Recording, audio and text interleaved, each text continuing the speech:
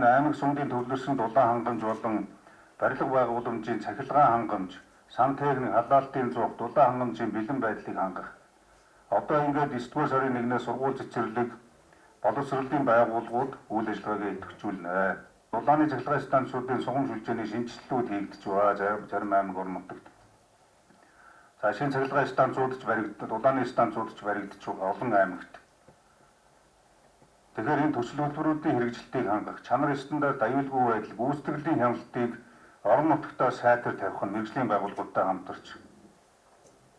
Тэгээ барьцсан хойно одоо ашиглаж болохгүй, ашиглалтанд ордоггүй, эсвэл техник технологийн доголдолтой гэдэг ийм асуудлууд яригддаг. Өмнө одоо ийм гашуун туралцлагууд бидэнд замын үдийн дулааны станцаас эхлээд 58 сая доллар 13 он зарж байгуулсан дулааны станц 7 жил ажиллахгүй байж байгаад одоо өнгөрсөн өвлөөс эхэлж ажилласныг та бүхэн маань мэдэж байна.